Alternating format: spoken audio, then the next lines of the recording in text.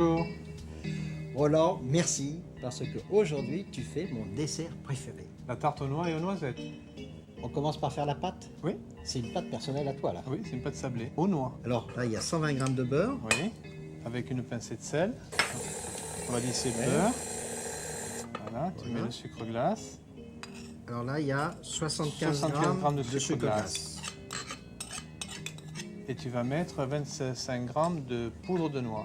Et ça, on le trouve facilement dans le commerce. Oui, ça se trouve comme la poudre d'amande. On va lisser le tout et puis on va rajouter l'œuf et la farine à la fin.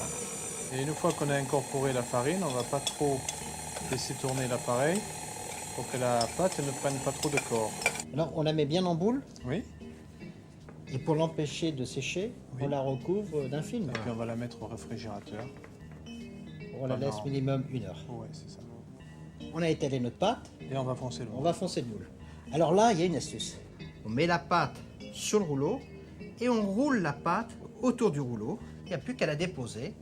Et là maintenant, on va la remettre 10 minutes, un quart d'heure au réfrigérateur pour que la pâte durcisse. Et pendant ce temps-là, on va préchauffer notre four à 220 degrés. Là, les noix, elles sont émincées. Hein. Et les noisettes, on les garde entières. Hein. On les garde entières, mais on a retiré quand même la coquille. Oui, bien sûr. On met maintenant les noix et les noisettes dans le four à 220 pendant 10 minutes.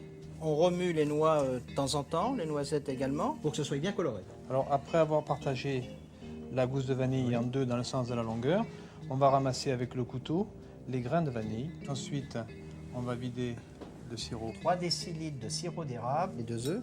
les 2 cuillères à soupe de rhum brun, et puis on va mélanger tout ça. Là, c'est assez coloré. Ouais, ça va, on va pouvoir les sortir. Et on baisse notre four à 180. Là, notre pâte est froide. On va la piquer. On la met dans le four. Dans à peu près 7 à 10 minutes, on va couper les beurres.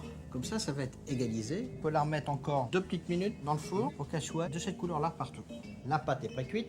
On va garnir avec les noix et les noisettes. Et on verse notre appareil, Tu recouvres complètement. voilà, Et là, on met au four à 220. voilà. Alors, la tarte là, à 15 minutes pile. On la retire.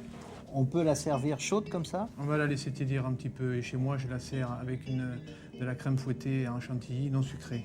On va pas la laisser refroidir. Nous, on va la déguster. Au revoir. Et bon appétit, bien sûr.